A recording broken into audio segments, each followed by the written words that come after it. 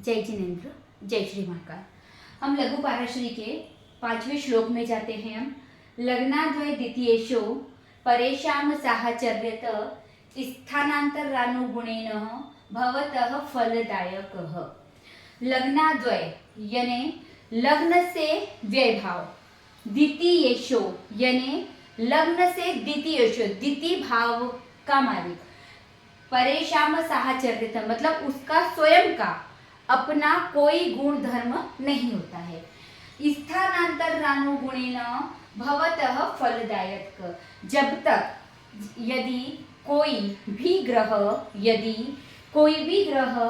व्यय भाव और द्वितीय भाव के मालिक बनते हैं तो उनका की राशि जब तक शुभ फल प्रदान नहीं करती या जब तक कोई फल प्रदान नहीं करती तब जब तक उसकी दूसरी राशि का स्थान का हमें पता ना हो, जब तक उसकी दूसरी राशि का स्थान का हमें पता न हो। यदि वह शुभ भाव में है तो शुभ फल प्रदान करेगी, यदि वह अशुभ भाव में है तो वह अशुभ फल प्रदान करेगी। हमें पता है कि हर एक ग्रह को दो दो राशियां मिली हुई है, सिर्फ सूर्य और चंद्रमा को छोड़कर। तो अब आप इसे कुंडली के द्वारा समझ लीजिए। मान लो यहाँ पर आपकी मेष राशि है और यहाँ पर आपकी मिथुन राशि है।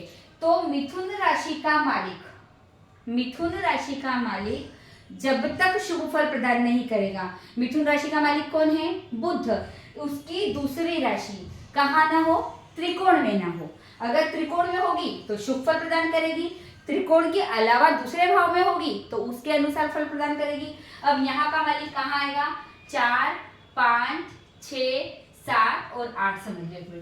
तो मिथुन जो बुध है उसकी दूसरी राशि कहाँ गई है? आपकी ये कन्या राशि त्रिकोण में गई है, अर्थात इस कुंडली में बुध शुभ ग्रह हो गया। अब इसको ऐसे समझ लो, यहाँ पर है हमारी मेष राशि। क्या कहा गया है? जब तक फल प्रदान नहीं करते जब तक कि इनकी दूसरी राशि के बारे में हमें पता ना हो। तो इसकी दूसरी राशि कहाँ गई है? सप्तम भाव में, मारक भाव में। तो यह यहाँ अशुभ फल प्रदान करेगी। अब आप आगे चलते हैं। सूर्य और चंद्रमा, ये तो इनके पास तो दो दो राशियां हैं सारे ग्रहों के पास, सिर्फ सूर्य और चंद्रमा के पास दूसरी राशि नहीं है। तो वे अगर यहाँ के मालिक बनते हैं, यहाँ के और यहाँ के अगर वो मालिक बनते हैं तो उनको कैसे बताया जाएगा? तो उनके लिए जैसे यहाँ 5 है, मान लो यहाँ की राशि 5 है, तो उनको कैसे कहा जाएगा? उनके लिए कहा गया है कि यदि द्वितीय भाव का मालिक सूर्य बनता है या इसमें सिंह राशि हो तो ये कैसे फल करेगी? सिंह राशि यानी क्रूर ग्रह।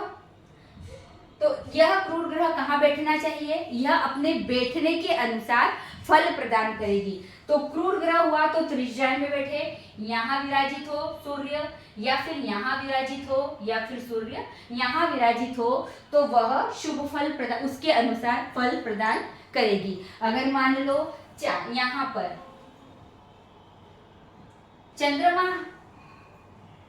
इस भाव का मालिक हो, यदि यहाँ कर्क राशि है और चंद्रमा इस भाव का मालिक है तो चंद्रमा हमारा सौम्य ग्रह है, तो इसके बैठना कहाँ, इसकी प्लेसमेंट कहाँ बताई गई है? इसकी प्लेसमेंट त्रिकोण में बताई गई है। अगर वह यहाँ विराजित होता है तो वह शुभ फल प्रदान करेगा। अब आगे छठे श्लोक में बताया गया है, भाग्य व्याधिपत्येन रंध्रेशो न शुभ फलप्रद स एवं शुभ संधाता लग्नाधीशोपि चैतस्यम। भाग्य व्याधिपत्येन, भाग्य का व्यय करने के कारण रंध्रेशो मतलब अष्टम भाव के मालिक के पति न शुभ फलप्रद शुभ फल प्रदान नहीं करते हैं। स एवं शुभ संधाता, वे भी शुभ फल प्रदान करने लगेंगे। कब? लग्नाधीशोपि चैतस्यम, यदि उनकी दूसरी राशि लग्न की मालिक बन जाए या फिर त्रिकोण की मालिक बन जाए तो वे भी शुभ फल प्रदान करने लग जाते हैं। यहाँ ऐसे समझ लो, यहाँ पर आपकी है वृश्चिक राशि, यहाँ पर है आपकी तुला राशि। यदि इस भाव का व्यय कौन कर रहा है अपना अष्टम भाव नवम का व्यय कर रहा है, और हर एक भाव का उसके पीछे वाले भाव व्यय करते हैं।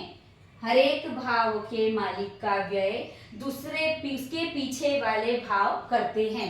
तो यहाँ नवम भाव का व्यय करने के कारण यह रंध्र भाव कहलाता है, और इसका मालिक शुभ फल प्रदान नहीं करता है।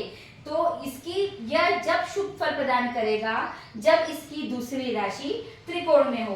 तो इसकी दूसरी राशि त्रिकोण में है 9, 10, 11, 12, 1, 2 नहीं, उसकी दूसरी राशि त्रिज्या में है। लेकिन यहाँ पर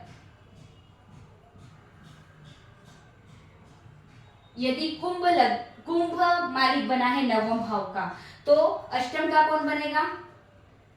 शनि। मकर राशि है तो इसका ये व्यय कर रहा है शनि, लेकिन फिर भी यहाँ पर यह शुभ फल प्रदान करेगा क्योंकि इसकी दूसरी राशि त्रिकोण में है। जय जिनेंद्र।